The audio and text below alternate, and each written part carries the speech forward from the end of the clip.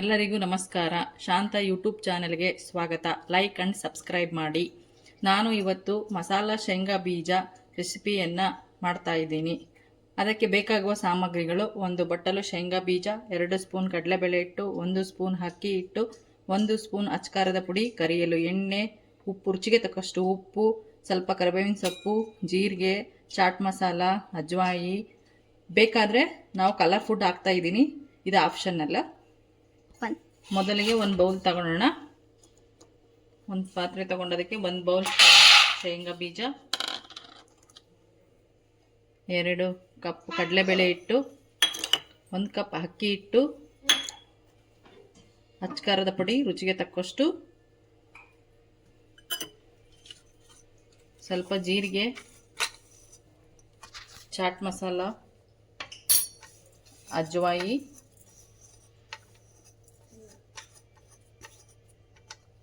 ಆಮೇಲೆ ಸ್ವಲ್ಪ colour food ನಾನು ತಗೊಂಡಿದ್ದೀನಿ. ನಿಮಗೆ ಬೇಕಾದ್ರೆ ನೀವು ತಗೋಬೋದು, ಬೇಡ ಅಂದರೆ ಸ್ಕಿಪ್ ಮಾಡ್ಬೋದು. ರುಚಿಗೆ ತಕ್ಕಷ್ಟು ಉಪ್ಪು ಹಾಕ್ಬಿಟ್ಟು ಮಿಕ್ಸ್ ಮಾಡೋಣ. ನಾವು ಕೈಯಿಂದನೇ ಮಿಕ್ಸ್ ಮಾಡೋಣ. ಕೈಯಿಂದ ಮಿಕ್ಸ್ ಮಾಡೋದ್ರಿಂದ ತುಂಬ ಚೆನ್ನಾಗಿ ಬರುತ್ತೆ, ಎಲ್ಲ ಹೊಂದ್ಕೊಳ್ಳುತ್ತೆ ಕೈಯಿಂದ ಮಿಕ್ಸ್ ಮಾಡ್ಕೊಳೋದ್ರಿಂದ. ಈಗ ಸ್ವಲ್ಪ ನೀರನ್ನು ತಗೊಂಡು ಚಿಮ್ಮಿಸೋಣ.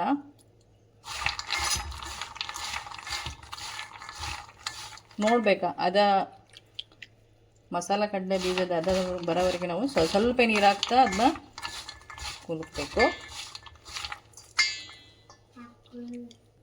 ಎಣ್ಣೆ ಕಾಯಿಲೆ ಒಂಚೂರು. ಈಗ ನಾನು ಈ ಥರ ಕಲಸಿದ ಮೇಲೆ ಒಂದು 5 ಮಿನಿಟ್ಸ್ ಆದರೂ ನಾವು ರೆಸ್ಟ್ ಬಿಡಬೇಕು, ಅದೆಲ್ಲ ಮಸಾಲ ಚೆನ್ನಾಗಿ ಹೊಂದ್ಕೊಳ್ಳುತ್ತೆ. ನಾನು ಈಗ ಬಾಣಲೆನ ಇಡ್ತಾ ಇದ್ದೀನಿ.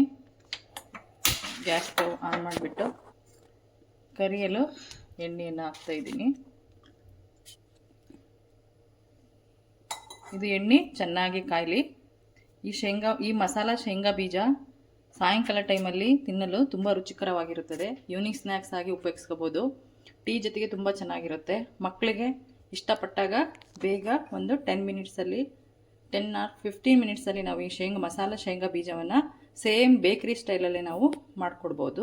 ಈಗ ಎಣ್ಣೆ ಬಿಸಿಯಾಗಿದೆ. ನಾನೀಗ ಮಸಾಲ ಶೇಂಗಾ ಬೀಜವನ್ನು ಸ್ವಲ್ಪವಾಗಿ ಬಿಡ್ತಾ ಇದ್ದೀನಿ. ನಾವು ಸಿಂಬಲ್ಲಿಟ್ಟು ಹಿಂಗೆ ಕರಿಬೇಕು. ಆಗಾಗ ಇದನ್ನ ಕೈ ಆಡಿಸ್ಬಾರ್ದು, ಅದಕ್ಕೆ ಬಂದ ಕೈ ಆಡಿಸ್ತಾ ಇರಬೇಕು. ಅದು ಚೆನ್ನಾಗಿ ಕ್ರಿಸ್ಪಿಯಾಗಿ ಬರುತ್ತೆ. ಮೀಡಿಯಮ್ ಫ್ಲೇಮಲ್ಲೇ ಇರಲಿ.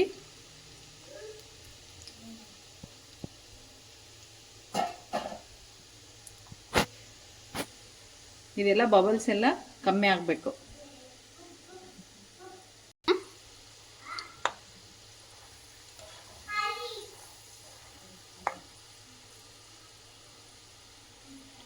ಮೀಡಿಯಂ ಫ್ಲೇಮೇ ಇರಲಿ.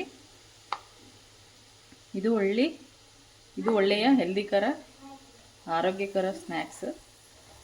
ಮಕ್ಕಳಿಗೆ ತುಂಬ ಚೆನ್ನಾಗಿರುತ್ತೆ. ಮಕ್ಕಳು ಇದನ್ನು ತುಂಬ ಇಷ್ಟಪಟ್ಟು ತಿಂತಾರೆ. ಮನೆಯಲ್ಲೇ ಮಾಡ್ಕೊಳ್ಳೋದ್ರಿಂದ ನಾವು ಹೆಲ್ದಿಯಾಗಿ ಮಕ್ಕಳಿಗೆ ಮಾಡಿಕೊಡ್ಬೋದು. ಈಗ ಬಬಲ್ ಸ್ಟಾಪ್ ಆಗಿದೆ. ನಾವೀಗ ತೆಗಿಯೋಣ. ಒಂದು ಬೌಲಿಗೆ ಹಾಕ್ಕೊಳ್ತಿದ್ದೀನಿ.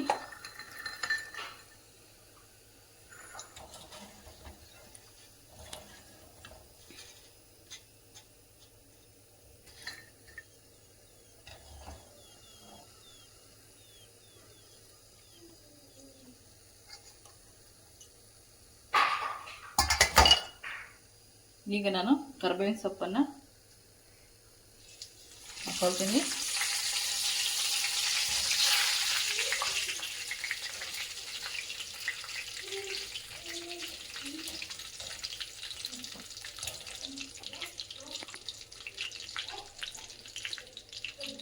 ಸ್ವಲ್ಪ ಕ್ರಿಸ್ಪಿ ಆದಮೇಲೆ ತೆಗೆದ್ಬಿಟ್ಟು ಗ್ಯಾಸ್ ಸ್ಟವ್ ಆಫ್ ಮಾಡ್ತಾ ಇದ್ದೀನಿ.